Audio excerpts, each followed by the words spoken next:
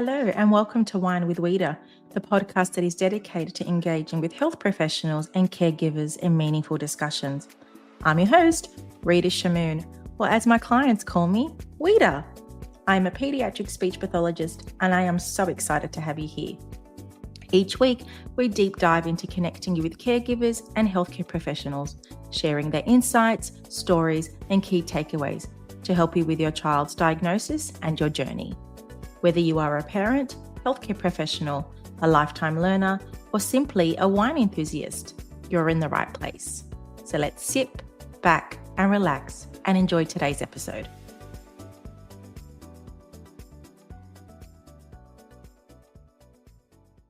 Hello, everybody. On this gorgeous day, I have a wonderful guest, but not from Australia, from the United States of America. I have the beautiful Malia Hollowell, who is the founder of Plato to Plato and also the host of this remarkable podcast called The Science of Reading Formula.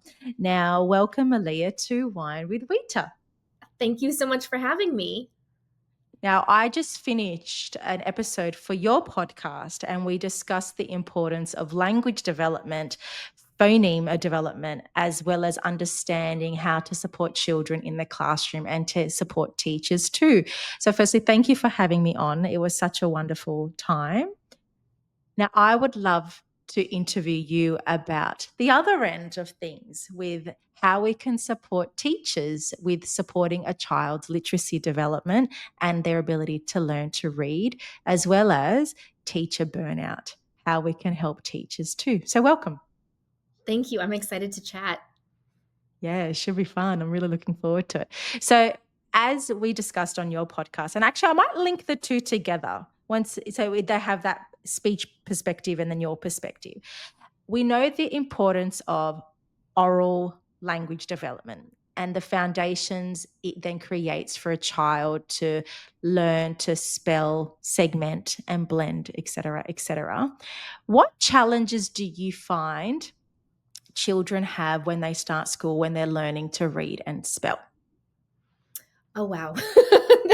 There are a lot of different ways we could go with this, but you and I were chatting just moments ago about how learning to read is like building a house. And so I'm going to use that analogy here because I think it helps explain this connection between that oral development that we were talking about, where students are able to actually hear sounds and words, make those sounds. And now we're adding on this new layer, this new connection, where we're actually having them connect those sounds to written letters.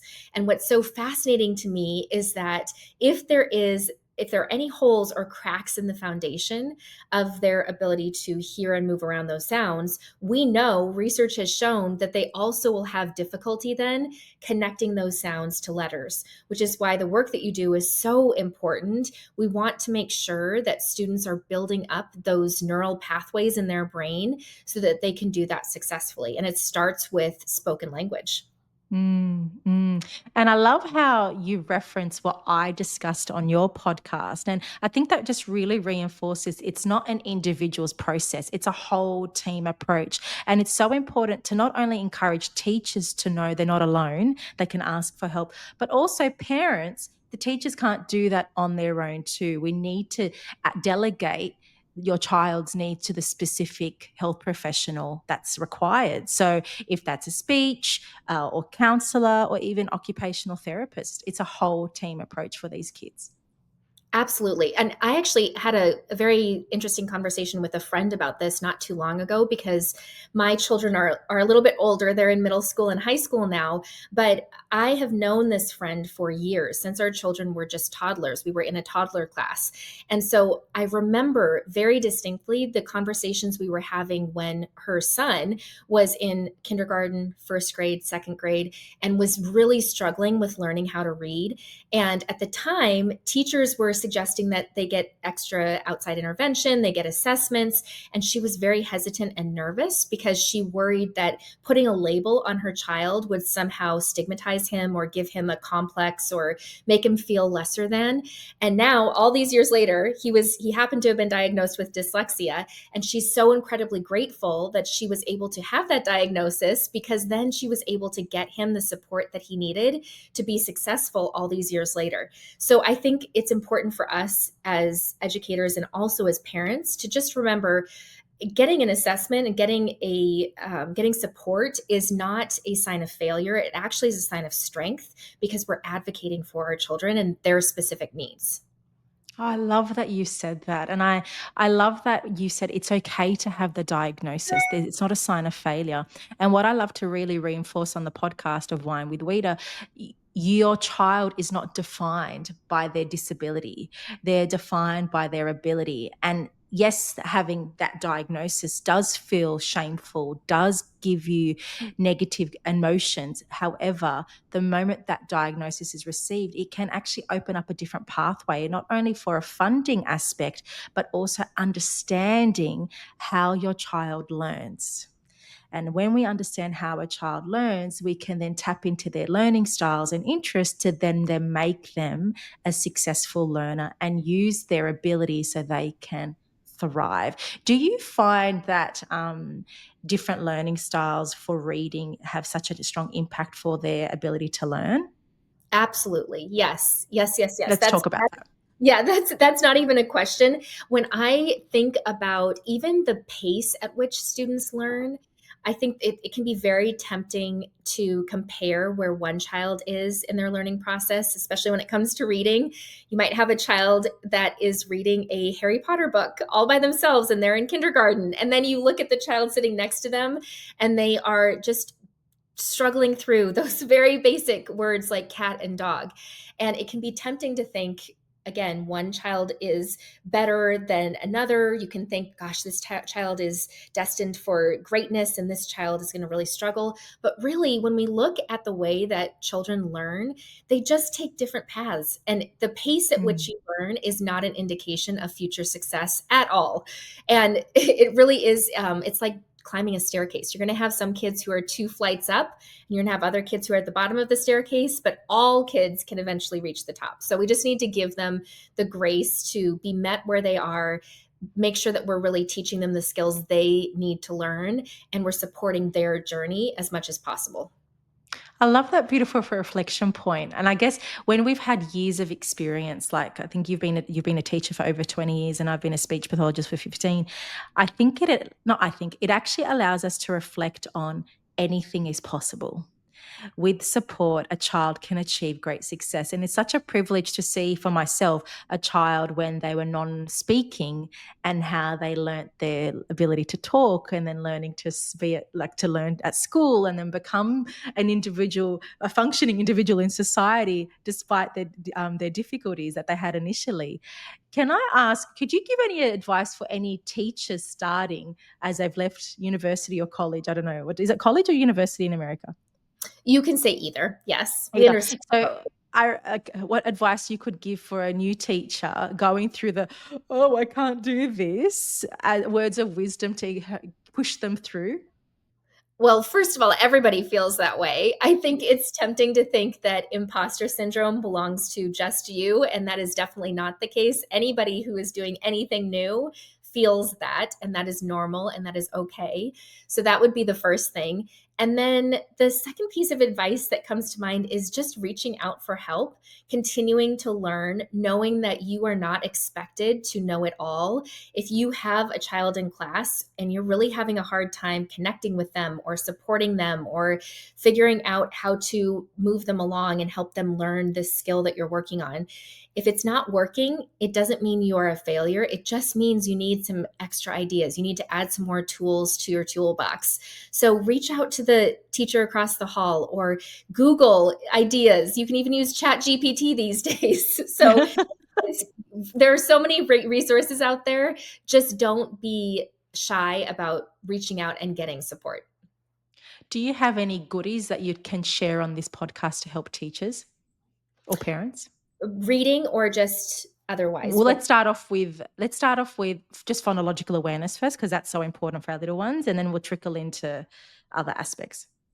Yes. Okay. So I could do an entire TED talk on this. So Oh, I'm gonna rein myself in. I'm gonna show that I have some good self you know what I restraint. should call this? Weeders recaps. Like, give me a quick recap. Yes. Did I I love just that. manifest an idea with you? I think so. Okay, let's rephrase that question. Could you please give me a reader's recap of strategies teachers can implement when we're supporting a child's phonological awareness development? Yes. Okay. So we're going to talk first about the five different parts of phonological awareness, which you all know, I'm sure. You know that there is sentence segmenting where we're breaking sentences into words. We have syllable segmenting where we're taking a word and breaking it into syllables, elephant. We have alliteration and we have rhyming. I'm going to focus in on the last one on our list, which is phonemic awareness, because that is the superstar in the bunch. That's where we are able to have students actually focus in on individual sounds like k, at, and then move those sounds around in different ways and swap out the sounds to make new words like kit or kite. So that is really where the magic sauce is. And research shows us that that is the most important skill for students to develop. So the first step is obviously practicing this skill through spoken language. And we can do that by giving a child a word like cat and having them swap out just one sound. So we could say, change k in cat to What is the new word? Rat. We could say, change that's in rat to s. What is the new word? Sat. And we'd have them just keep playing these word games with us through spoken language. With practice, children will then be able to connect those sounds to the written letters that are used to spell them. And you can do that by just giving them a whiteboard or a piece of paper and having them actually write down the sounds that they hear and make those sound swaps by writing the next word that they're sounding out. So you can see how at the beginning we're just focused on spoken language, but then we're stretching it for students who are ready for more challenge by having them connect those sounds to the written letters. You've really touched base on 2 points there that I encourage my teachers and parents to use: repetition and play. I guess when we're really trying to create change with children, we need to remember their brain development and how they learn. And we all know children learn through play. So let's incorporate curriculum and goals through a child's ability to play and learn. Do you incorporate that philosophy through your one on one activities too? And if you do, what activities or games could you suggest for parents or teachers? Yes, 100%. That's actually, I agree with you so much on that because I think even as adults, when we are asked to do something that is boring, we want to poke our eyes out. We're like, I'm Yeah. going to wait to do this until the end of the day, right? I'm not going to run a marathon. That doesn't sound fun. So instead, we want to make sure that anytime we have the chance to make learning feel more like play than work, we take advantage of it. Yep. We have a ton of games that we play, but I'll give you just a couple that you could do today. So, Play-Doh is one of my favorite things, of course, because Play-Doh to Plato. Of course, I love By Play-Doh. coincidence. Yes. But I love taking a fresh tub of Play-Doh with that yummy Play-Doh smell. Smell. Yes, and then having kids roll little balls of Play-Doh, and you can have them just make a pile of these little Play-Doh balls and use them for this activity that we were just talking about. So have them hear the sounds in the word. So you could say, what sounds do you hear in the word cat? K, at, so 3. And we'd want them to be able to, they could tap out those sounds the first time. K, at, they're just tapping it with their finger. Now we're going to have them say the sounds again by grabbing the Play-Doh ball and putting it in front of them. So k, grab the first ball, grab the second ball, grab the third ball. Now we're going to say it one more time, but we get to squish the Play-Doh balls as we say the sounds again. So k, and now let's blend those sounds together. Cat. We've taken the word, we've broken it apart several times, and now we're practicing actually blending those sounds together, which will help us when we're reading later and sounding out individual sounds and then blending those together to read a word. You've really tapped into the multisensory aspect of learning. And on your podcast, I emphasize that communication is more than words, and we need to show our children and get them involved. And you've just done that beautifully there. It's really nice for teachers to actually encourage what they're actually doing is a learning style. So by you pushing is kinesthetic, by you rolling out the Plato is kinesthetic. So sometimes it's really important to reflect on what you have done, assess the success of that strategy, and then implement it with other kids. Do you find that reflective point as a teacher hard to do when you're in the busyness of teaching in the classroom? Absolutely. Yes, I do. And I actually had an interesting experience when I was in my master's program. One of the classes that I was terrified to take was a class where you actually went into a classroom and they recorded you on a video, and then they brought that video back to the class, put your video up in front of the entire class to watch, and then you would stop every 5 minutes or so and talk about what went well there, what did not go well there. And it was excruciating for me because I was just terrified that they were going to discover that I was a terrible teacher. But what I actually discovered was, yes, there were things that I needed to improve on, but just taking the time to reflect, as you said, it empowered me to be an even better teacher, because I realized finding something that I can do better doesn't mean that I'm a failure. It doesn't mean that I'm terrible. It just means that I'm learning, I'm growing, I'm becoming a better version of my teaching self. And that's a gift. That's great. So, yes, so I think reflection is necessary, especially if you are excited to unlock learning for your students. I love that. And it just made me reflect when I was a student at university. We would sit in a clinic room and our clinical educator would watch us through a video and we would have to watch that video, that session again. Yeah, there were many times I fell over in the session or stuttered, but it was just so interesting to note how fast I spoke in the session, how a child's behavior in the session was actually communication. Because in my Lens 101, I would start to identify the child as cheeky or naughty or wasn't listening. But really, their behavior was a repercussion of me talking too much and they couldn't process what I was saying. So as a result, their behavior was saying, Rita, this is too much for me, slow down. So yeah, I agree. That reflective video moment is excruciating, but also so important. I think it's one of the best learning styles I've ever had. Yes. Well, and what you're saying here about students' behavior is so important too, because I think we talk a lot in my community. We talk about how important it is for us to notice students' behavior and not take it personally, but really look at Mm. it as a sign that we as the teacher can use to figure out what they need. So we get to be the detective. We get to gather all of these clues and then figure out how to actually best support them. Because Mm. misbehavior, and I'm putting that in quotes, misbehavior is not always defiance. It can actually be communication so many times. That's often what it Mm. is. It's just communicating that they need extra help. Sure. Yes, agree 100%. Now, we speak about behavior with kids. What behaviors or signs do you notice with children with early reading, spelling, and early reading and spelling difficulties? What could teachers start to could notice in the classroom? Well, avoidance is clue number one. If a child Mm. is being asked to practice a reading activity, whether it be the phonemic awareness activity we were just talking about, or it is actually connecting those sounds to letters. If you are noticing that they always have to go to the bathroom, or they always are talking to their neighbor and not really engaged with the work, that can be a sign that the task is overwhelming to them and they're avoiding it because they're trying to protect themselves from having a meltdown. So that's one sign. Mm. Another sign that teachers often reach out about is they will have a student who is able to sound out the sounds in a word. So they'll see a word like sun and they'll be able to say s, n, but they won't be able to blend those sounds together and then make the word sun. They will say something like Sam or stop. I mean, Mm. it could be anything, right? But it's the blending piece that is hard for them. And that is going to require extra practice with blending. We can do that through spoken language by just giving them individual sounds and having them blend those sounds together.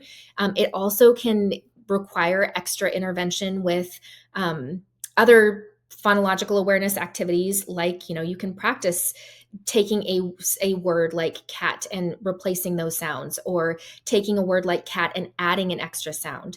All of these different activities are going to build students' ability to hear and move around the sounds, which then will help them with the blending piece. But it's very common for teachers to assume that the child doesn't know their letter sounds, but it often, that's not the problem. They may have Mm. difficulty with short-term memory. They may have other things coming into play. It's so lovely how you really reinforce that, start to look at a child's behavior as a sign to refer on to get further support. Because a parent would think, oh, but they can read a whole Harry Potter novel or they can write a whole sentence, but there is so much more to writing and reading than the actual task itself. And you've highlighted the avoidance, copying other children, masking as well as a big one with young kids. And if we start to get to that early and offer the support or referral point that the child will need, they can then follow through accurately, and then therefore get the support they need throughout their schooling. Yes, absolutely. Yeah. Okay, so we've discussed really useful strategies that teachers can use to implement the journey of being a new teacher and always asking out for help. Well, it's all well and true. We know that's useful, but like all teachers, we're all independent and like to do things independent, all by ourselves. Is, I don't know if it's like a people pleasing tendency that we carry. I don't know what it is, but there comes a point when we juggle too much and we start to resent the job. Yeah. And then we experience burnout. Now, with your experience, what signs could teachers look out for when it comes to burnout, and what can they do to support their mental health and emotional health too?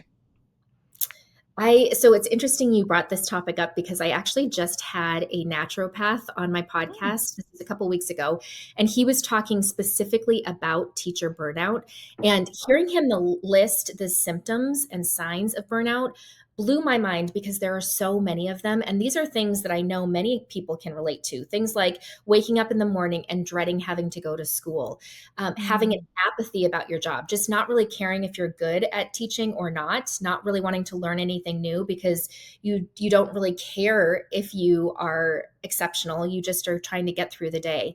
If you have the physical signs of anxiety, where your stomach might be tense or your heart races, you that would be a sign that you're also feeling burnout. Sweaty palms are another one. Racing thoughts, not being able to turn off your mind at the end of the day, can be a sign of burnout. So there is a long list, but it's important for us to notice within ourselves that something isn't right. We need to trust our gut. And I think, Mm. as you said so beautifully, many teachers, many women, many of us believe that we need to carry it all on our shoulders ourselves, and that reaching out for help is a sign of failure, and we should be strong enough to just suck it up and keep pushing forward. And what unfortunately happens is, if we don't take care of ourselves first, it's like being on an airplane. When they say put your oxygen mask on first before you help somebody else, if we're not putting our own oxygen mask on and we're not taking care of our own needs,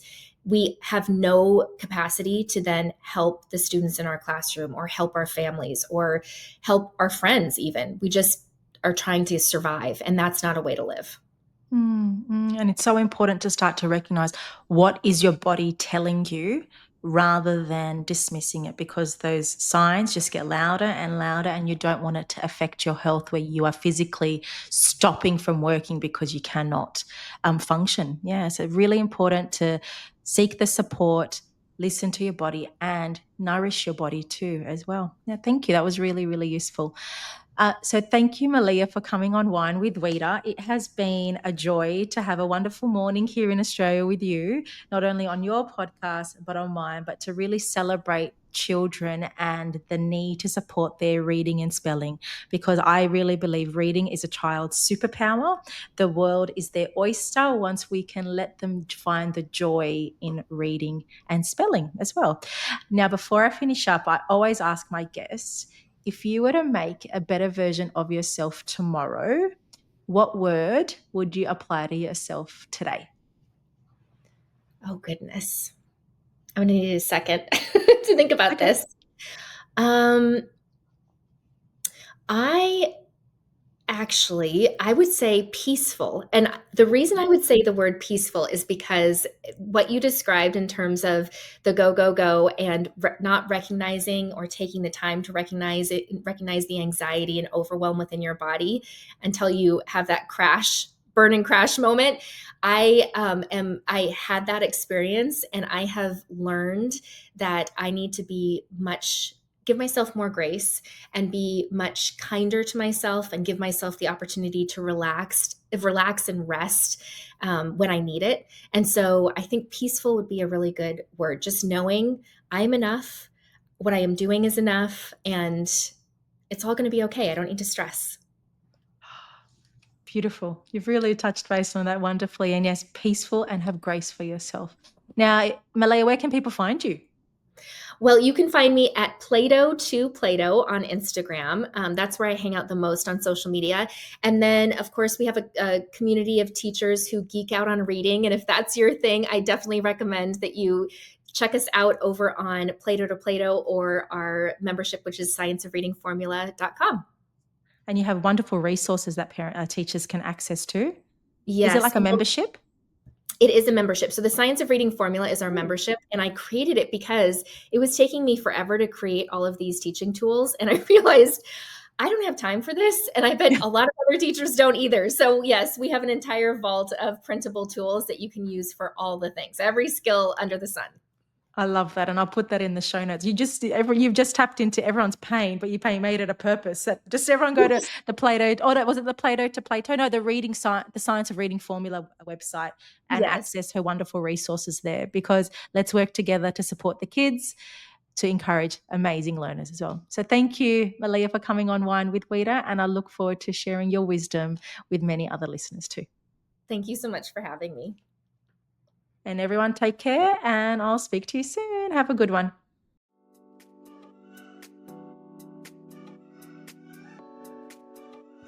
Thank you for tuning into another episode of Wine with Wita. I hope you found some new inspiration, learnt something new, or gained a fresh perspective. If you enjoyed this episode, I'd be so grateful if you please leave a 5-star review, as it really helps the show get in the ears of new listeners, plus it takes 5 seconds. If you're keen for more strategies and insights, then head over to Instagram and follow RS Speech Pathology.